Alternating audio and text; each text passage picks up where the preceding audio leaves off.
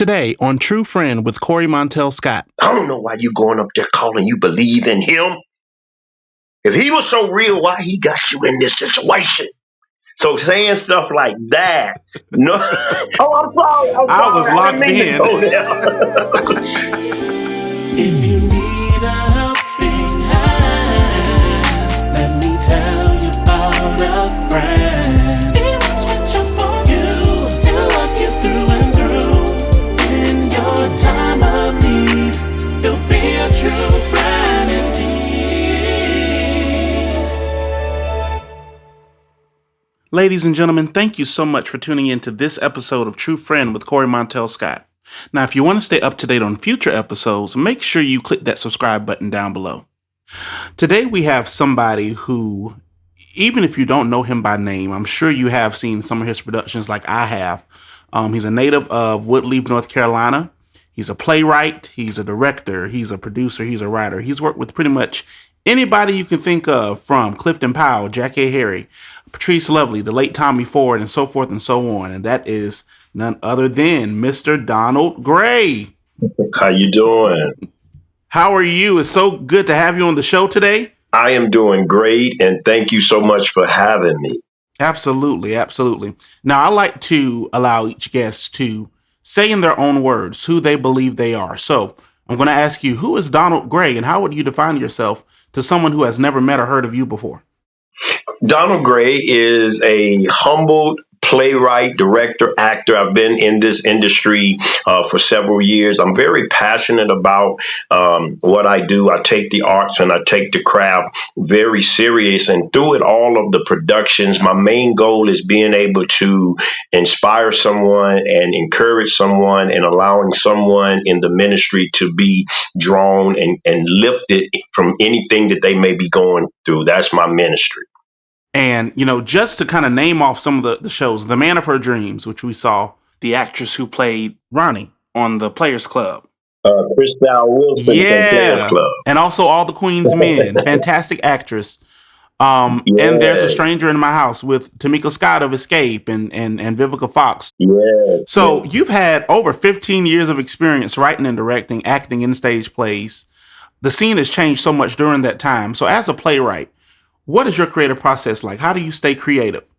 Well, pretty much you want to kind of write and tap into what's going on in society or the world, basically as it is. Certain things that may go on within relationships that you talk to friends and loved ones, and they pick up and tell you different things. So from my creativity is just staying within the loop of what's actually happening, so that people and viewers can be able to identify with what's taking place on stage. This market, the black stage play market, has been something that has been really around since probably, I want to say the 90s is when it really started to take off, with people such as David E. Talbert. And of course, you know, the popular one is Tyler Perry. What do you feel like separates you and makes you different from those other playwrights? I don't really think that it's anything that makes me different or separates me from them, because a lot of times, of course, they are directors, producers of great work, which both of them I idol and truly respect. So I don't so much see it being different, but I think that we're all tapping into putting things out that's very creative and very well put together, and not just putting anything out. And if anything, that's what I stem from them, is to make sure that whatever you do and you're putting out is of quality. But it doesn't just stop there. You know, your gifts have seen, you're an actor. And you know, we hear the director and the playwright, but we're not just going to skip over the acting. Years ago, I remember watching Soul Kittens Cabaret. With Nikki Gilbert and Fantasia, Faith Evans, Terrell Carter. Yeah. You were actually one of the actors in that. Talk to us about how that came to be, working with Nikki Gilbert and her brainchild, which is Soul Kittens Cabaret. Wow, that was truly an honor. I was not scheduled to be in that, but what had happened was, the week of the show, the gentleman that was playing, I played the character of Frank Rudder. And the gentleman that was presently booked to play Frank Rudder actually had fallen and broke his leg. Oh Lord. And so this was basically only 2 days away from the actual filming of it. And so, of course, to my understanding, Miss Gilbert, a lot of them, the film producers were in awe. What are we going to do? We're 2 days out from the show. And who are we going to get that's going to be able to, number one, remember these lines in 2 days? Number two, be able to come in and learn the blocking. And so, to my understanding, Christelle Wilson, who had worked with me various times, raised her hand and says, I know someone. Wow. Said, let me send him a text and see if he's available. And said that if he's available and open, he will be able to do exactly what you're looking for. So I'm just honored that she would even mention my name in the room. And it kind of goes with the old saying that sometimes people will mention your name in rooms that you're not even in. And so that, of course, made me think of that. And so I'm very grateful to her. I'm very grateful to Nikki Gilbert and the film producers for whom at that time heard of me but never met me or worked with me. So I'm grateful to them for taking Christelle's word and trusting me. It speaks volumes of your character because Keisha Knight Pulliam, who's Yes. also not been afraid to use your name in interviews and different things. So what does that feel like, that these people that we've watched growing up, they're icons in Black cinema, Black TV, and Black theater, speaking of your works and what you mean to the acting community? Wow. It is truly, like, words cannot express it. I am truly grateful. It's something that I don't take lightly or take for granted. But I've always just been the type of person. My real mom passed away when I was 6 months old. So I was raised by my grandparents. And people always say, well, once they talk to me or meet me, they say, well, it makes sense. Once they found out that I was raised by my grandparents, they say, well, it makes sense now because we can sense and hear and feel that old spirit. And so it makes me feel good that Keisha Knight, whom I work with, she was on tour with me, and my first time ever working with her. And I just believe that whatever structure you have, it can't change up because you're working with different people. And I never forget that we were on tour, and I was just, I'm like you, we grew up, we've been watching Rudy on the Cosby. And so to work with her and now be directing her, I was timid in giving her directions. So in other words, when I would give everybody else their directions, I would always say, Keisha, which she played the character of Shania, I would always say either Shania or Keisha, great job. And so after rehearsal one day, she says, Director Gray, that's what most of them call me, Director Gray, can I speak with you briefly after rehearsal? So of course, I said yes. I didn't know what she was going to say. So everyone else I had dismissed, everyone else had left. It was only she and I in the rehearsal room. And she says, Director Gray, she says, I noticed that after rehearsals or during the rehearsals, you give everybody notes and nuggets, is what I like to call them. You give everybody notes and nuggets but me. And she says, I want some of those nuggets too. And so she went on and told me, she says, I've worked with Mr. Cosby. And she says, my parents paid me degrees and paid thousands and thousands of dollars. And this is literally what Keisha Knight shared with me to my face. She says, but what I've learned from you and got from you in these last 2 months of us touring, the money that has been spent or the knowledge that I got from spending the money is not of value as to what I'm getting from you. You have a way of, she called me a actor's director. She says actors love you because you're a hands-on director. They won't ask any question that you can't explain because you do your homework. You don't come in, you don't have the yelling at the actors mentality, but you're passionate with the actors, and the actors want to do for you because they can feel and sense your passion. So it's just an honor, and Keisha is the very reason. Like right now, I tour and I do acting workshops. I've done them all over, and she's the reason that I do that, because she told me, she says, Director Gray, do you do acting workshops? And I said, no. I said, I'm just sticking to the plays. And she said, Director Gray, she says, take it from me, someone that has been in the industry. She says that it's so many of us that can be impacted from your technique and your style. She says, not even like me, people that are seasoned, whatever, all of this, and so it's just really been grateful for that, for her to speak of me, for Cristal to mention my name in a room. And again, character is very, very important to me. What you see in rehearsals, what you see there is what you get. You know, I'm not no all over the place type of person. When I'm in these cities, I'm gonna go to rehearsal. I'm gonna come back, and like if I panned over here to the left of my Airbnb, you would see scripts all on the table, because the Bible speaks and says that you have to study to show yourself approved. So I don't, if someone calls me to direct a play or be in a play, I don't take that lightly, because I feel like there's tons of other people that they could have called and chosen. But if they called me, I am committed to do 100% of what I can. Just even from interacting and hearing you speak, I can see why they would have those words about you. I mean, you're very, very thorough in what it is that you're saying. I want you to speak to the people who wear a lot of hats, you know, the writers, actors, producers, directors. There have been times where you have had to flip those hats off, where you've had to be the actor to somebody else's director. Or if we look at The Man of Her Dreams, you wrote that, but Clifton Powell directed.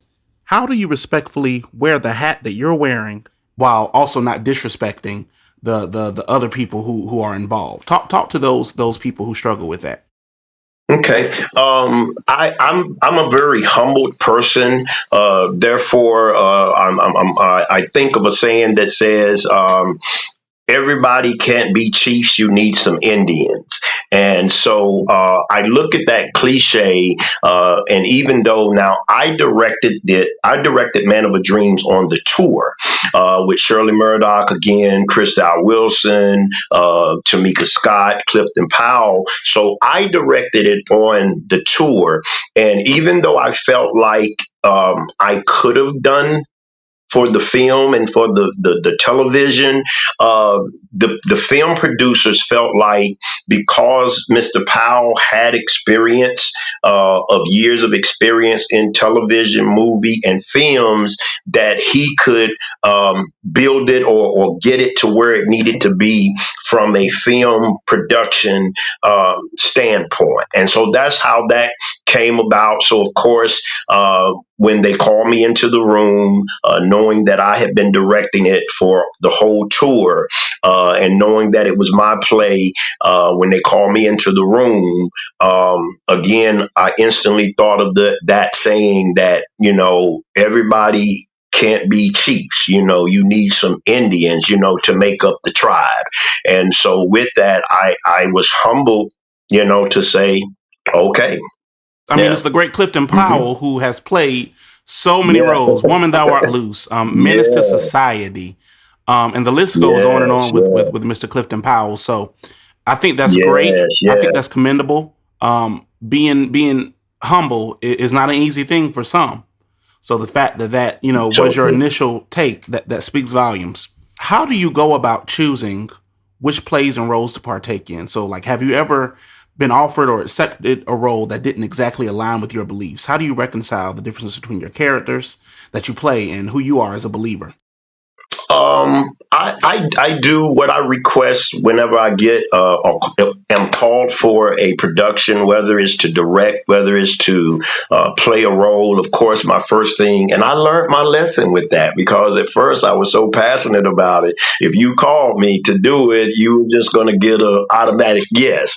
And so I've learned my lesson in that. And so I refrain from that to, of course, doing something that I should have been doing from the beginning and just requesting to read the script in its entirety, seeing what that character in take or whatever the case may be. So that's pretty much I pretty much read through it. I haven't been given a script that has went totally opposite. Now, the hardest thing sometimes is like, because I started out with Good Man Is Hard to Find as playing Dice, the drug dealer, years ago with David Payton. People stereotype me as the bad guy. So what happens is a lot of times over the course of the years, I would just get casted for the villains or the drug dealers or the mean dad or the mean brother and all of this. And so with that, I haven't never gotten a role that I would say the biggest thing, what hurts for me is the challenging thing is like, say, for instance, when I'm playing those rebellious characters, sometimes those characters, I don't know why you go to church anyway. I don't know why you going up there calling you believe in him. If he was so real, why he got you in this situation? So saying stuff like that, no. Oh, I'm sorry. I'm I sorry. was I didn't locked mean to in. go there. I'm sorry. I'm sorry. I didn't mean to go there. But that pretty much would be the only challenge that I have. I haven't been given any type of roles that would have me do anything that, it's more say like what I say and what I face more is those characters because he is I play more rebellious, seem like. But here in my older age, people are now like once they meet me, like I play a lot of the pastor roles and things of that nature, or the more encouraging role, and that's kind of where I'm at now. But years ago, and over the course of the years, I was stereotyped as that drug dealer, that gangster, that head drug dealer, all that. So with all those though, is there a role in your head that you feel like was the most influential or something that, you're very proud of when you got through with the run of it, you were able to reflect and say, I'm proud of what I was able to do with this character? Mm, wow. So, yes, I would have to say that was A Good Man Is Hard to Find, written, directed by the late David Payton, where I played Dice. This particular play, and it was so ironic, and a lot of people don't know this, but David Payton was the one that gave me my first opportunity. What it was by me being from the Cleveland, Salisbury area, Woodleaf area. I would always do years ago. I would do one man skits because my goal was to reach the young people. I used to work as a counselor at the Cleveland YMCA, and so there I would attend, the summer camp, after school. And so I gravitated to the younger people, the teenagers. And so I would just kind of see different things that these young people were just dealing with and going through. And it was just surprising for their age. So I started doing a one man skit called Say No to Drugs. And so what I started doing, I would do them at high schools and middle schools in Salisbury, the area. I would do them in Charlotte. And so what happened was the Channel 3 News in Salisbury got whiff of it, and they came out to one of the schools, and they did David Wisnett. I never forget the reporter, David Witness of Channel 3 News in Salisbury, came out, did a story, and now in the process of him doing the story, the Charlotte Observer got permission from them if they could pull that same story. And the Charlotte Observer did it as a front page story. Young black African American guy travels to different high schools, middle schools, doing a one-man skit, Say No to Drugs for young people, and doesn't charge a dime. And so, of course, when they put that on the front page of Charlotte Observer, well, you know how when you go into hotels, those papers are on the counter of most hotels. So as David Payton, the writer, and his whole good man crew was coming in, they were on their way. I can't remember if it was DC from way down in Miami. So they stopped in Charlotte to what used to be the old McDonald's Inn theater, or not theater, hotel on Beatties Ford Road. So they stopped in there just for that night to stay, and then get up the next morning and continue moving into Washington D.C. So as they're checking in, he's reading the paper on the front page story. And so he just started to talk about, man, wow, I would really love to meet this dude. And so you got to be careful what you ask for. And the particular young lady that was managing that hotel at that time was Sandra Cornelius, which is now Sandra Cornelius Steele. And so basically, little now because she's married, but she was managing, and she was best friends with my sister. So when Mr. Payton made that statement, he says, if I had a chance to meet this dude, do y'all read this passion that this young man has? And, how is he going from these different places, and he's not charging a dime? He's spending his own money. He says, man, if I had the opportunity, I would audition this guy, and I believe he's good, and I would give him an opportunity. So Sandra, managing that night, heard him, and she said, excuse me, Mr. Payton, what was that? And he going on talking about the rooms and what they needed. She says, no, not about the rooms. I got you. I'm working on the rooms, but what were you referring to about this article? And so he in turn said it again. So she said, so you mean to tell me that if I could get this young man down here tonight, you would audition him and possibly give him an opportunity? And he says, yes, not knowing that she says, well, I'm best friends with his sister. I know him. I know his family. Now take it. This is around 12 o'clock midnight. And so she says, well, I'm going to call right now. I'm going to call his sister, and I'm going to tell his sister and see where he's at, and tell him to come down. So, of course, this was years ago. And so, of course, my sister came in. She says, Donald, she says, Sandra just called me, and David Payton of A Good Man Is Hard to Find, the whole cast are in Charlotte at McDonald's Inn, and he wants to audition you. So 12 o'clock at night, I said, come on, sis, I'm not about to go no Charlotte. You talking about go to Charlotte? I'm not about to go no Charlotte. And so I rolled over, whatever, went back to sleep. Here she come again. Donald, I just feel like you need to get up and go. This, things don't happen for a reason. Things happen for a reason. So turn over again. I'm not going. So she says, I tell you what. She says, if I drive you, would you go? And I just now at this point, okay, get up, whatever, throw on a sweatsuit, whatever, go get down there. Cause you know, from Woodleaf to Charlotte, you got a good hour or more. So by the time we got there, it might've been about 1:15, 1:30 a.m. And so I said, now you mean to tell me it's 1 something in the morning, this man going to be sitting up waiting on me to come audition? No sooner than we got there, around 1:30 a.m., Miss Sandra was at the front desk. And so she was like, they're in the conference room, showed me where the conference room was. And when I went in there, it was Mr. David Payton, the writer, and it was the director. And so he spoke to me in reference of what he had read and what that meant to him. And he says that I would just like for you to audition for me, and I might have something for you. And so of course, you want to know if they want you to do an improv. Improv is something that you make up, or did they want to give you a script for you to read? So he did both. He gave me the script for Dice, and then he asked me to do an improv. And he asked me, did I sing? And so once I done all three of those things, it was just like, thank you very much. I appreciate you. So I'm like, you mean tell me I done came down all this way and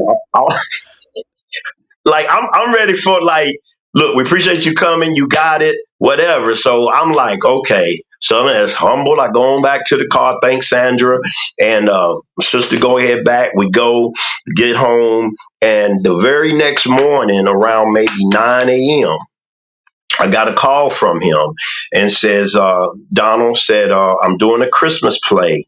And I want you to play Peter, the leading role. I says, what? I says, okay. So here it is, you know. So of course I'm thinking, okay, well, I thought I was coming and gonna get something for A Good Man Is Hard to Find, because that was going on tour and everything like that. But here it goes, humble. So you be grateful because God has to bless you, see how you react and deal with little things before he blesses you with bigger things sometimes. So I was humble. I says, all right, well, thank you so much. I said, I'll play it, whatever. So I played it. I played the role, and he asked me the next night. He says, I want your family to come as guests tomorrow night." I says, "Okay." I says, "Well, okay. I just really want your family. Make sure your family come. We're gonna give them comp tickets." So my family came.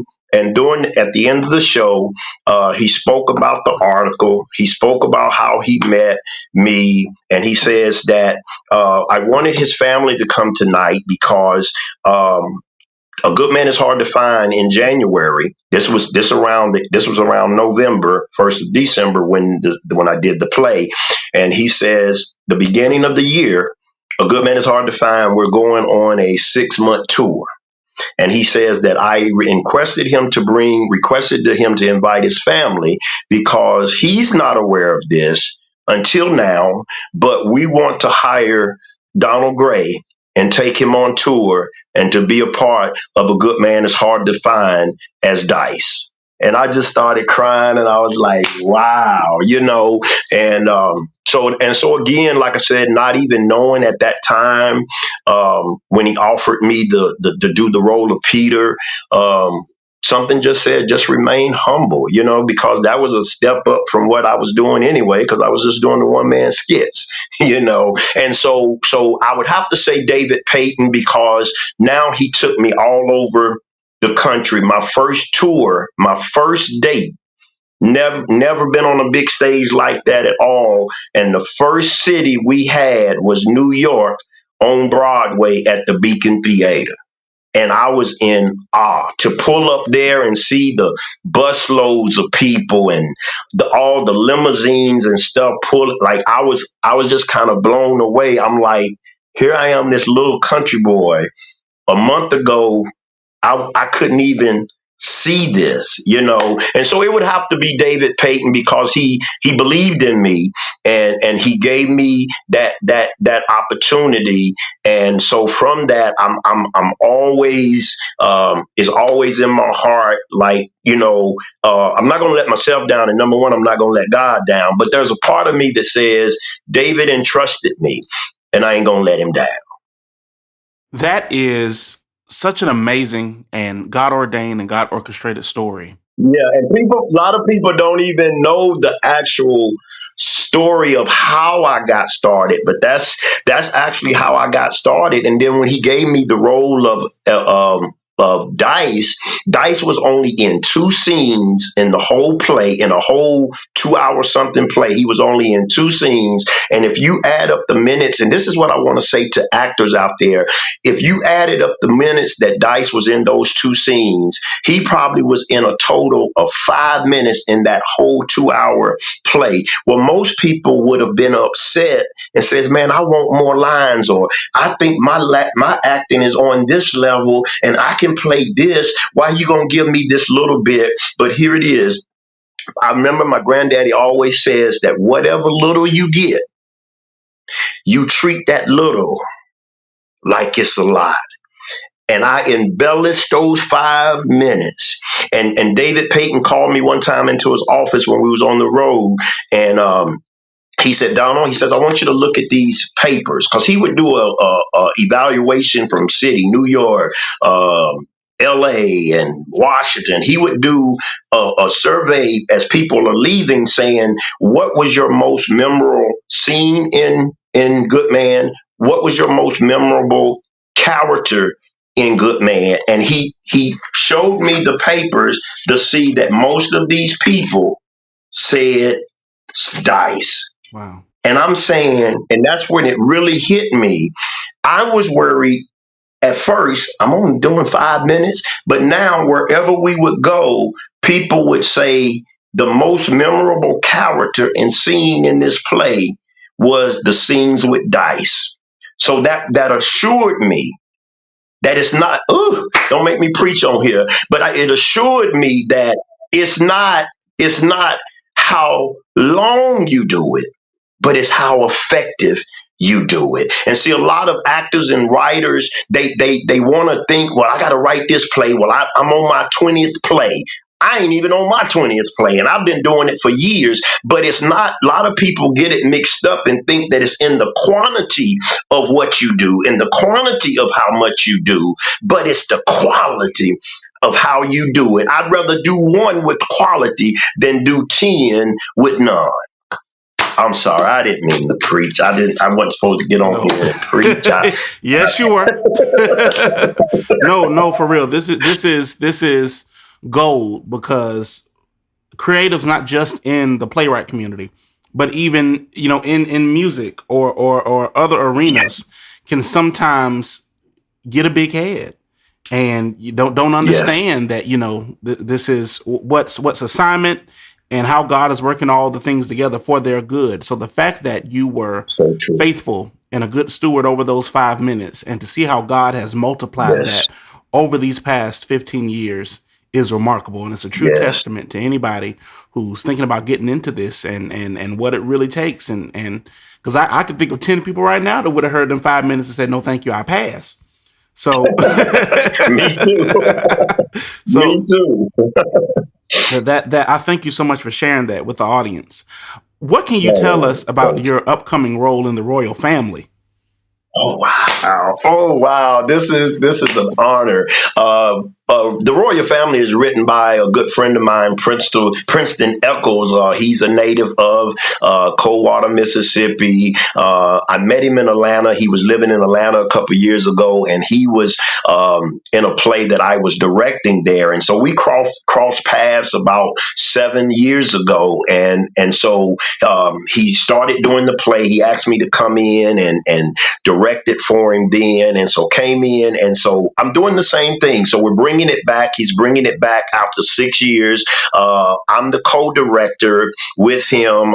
He called me his mentor, but I am so grateful for this young man. And it's good when you can take young writers up under your wing and you can really see them elevate. And even now, for me to sit in rehearsal and him give them notes and things of this nature, and I'm even like Keisha Knight was with me. Like, I want you to give me notes. This is your vision. This is your play. So I play the role of Pastor Elijah King, and so Pastor Elijah King is one of these pastors that a lot of pastors today. You call a PK kid, and so he is pretty rough on his son. He feels like his son basically is in the R&B world, and so that doesn't really set good with Pastor King. Pastor King feels that he didn't raise his son up in that lifestyle, but what the story unveils is a lot of the animosity and stuff that pastor is showing is he remembers how his father had him out there, and things that he experienced that he's never told to anybody until the end of this play. So once Pastor King tells that, now people understand his harshness toward his son, and as we say in the play, and it doesn't have to be so harsh. A lot of times, PK kids go through certain things, and what I learned as Pastor King is it's not really what you're saying, but it's how you saying it. And we as church folk, we just, church folk, we we would just feel like we could just say what we want, and at the same time, but it's not necessarily so much as to what we say as to how we say it. And that's one thing. And Pastor King has to realize that throughout the course of that play. But I'm just delighted to be here. The singers, the actors, oh my, it's phenomenal. It's phenomenal. Before you head out, what I want to know is we've heard your heart and we've heard your spirit. I want to have you speak to other creatives, the ones who not only are having to work with maybe their own egos, working with other egos. Maybe they are working with an actor that may not be so humble and they don't know how to approach that, how to make it work for the whole dream to work. Talk to those creatives. Yes, I think, and I have dealt with both. I have worked with some actors that the ego, and I wouldn't want to call any names, but the egos were a little bigger than the others. But what I would say to these creatives, you have to remain yourself. You can't let their arrogantness or anger or the way they talk embellish your vision, embellish your character, and I'll never forget this. And I think I can say this. Years ago, I was about to we was getting ready for Man of a Dreams, which Jack A. Harry from 227, the late AJ Johnson, that was Ezel on Friday. We were getting ready for the tour, and some people had sit me down or called me. They say, "Man, Donald, man, I hear you got AJ and Jack A in your show." And I says, "Yeah." I said, "I'm looking forward to it." I says, "I never worked with them. I'm looking forward to it." And they was like, "Well, you be careful." I said, "Well, what do you mean be careful?" They say, "Well, a lot of stuff that you stand for, they might not stand for. Your rehearsal schedule and things of this nature, they may not, because some people don't feel like they have to rehearse as much, or they have more experience. So why am I doing all of this?" So they never said anything over the top or bad. And so I just knew that regardless, I had to continue through the process to be Donald. And so basically, maybe we rehearsed for 3 months before we took Man of a Dreams out, and different people were calling me, "You didn't had any trouble?" I said, "No." I said, "You ain't had no trouble?" I said, "No." Have they? They ain't been in all the rehearsals, have they? Yeah, they've been at all the rehearsals. They done left out of some of the rehearsals. No, they stayed to the end. What? But come on, man, you gotta be lying. I said, "No, they stay to the end. Haven't had no issues or whatever." And so one night after rehearsal, we went to eat, and it just so happened that left in the restaurant was I was at a table and they were at another table. Because everybody else had done got up, from the restaurant downstairs of the hotel. So it just so happened that us three were the only three that was left. So I goes over, and I just say, because here it is, a lot of people want to always have to feel like they got to always tell people what somebody said. You know what I'm saying? But you don't have to do that. You don't have to do that. So all I did is went over, knowing what these people had told me. All I went and says, "Look, I just want to let both of y'all know that it's an honor for y'all to be in this play, for me to work with both of y'all. I saw y'all work. I'm a fan of your work, and I just want to thank y'all for being a part and everything." Ain't say nothing about what nobody told me or nothing. And you know what they said? They said, "Director Gray, you say you got a minute?" I said, "Yeah." I said, "I got a minute." They say, "Have a seat."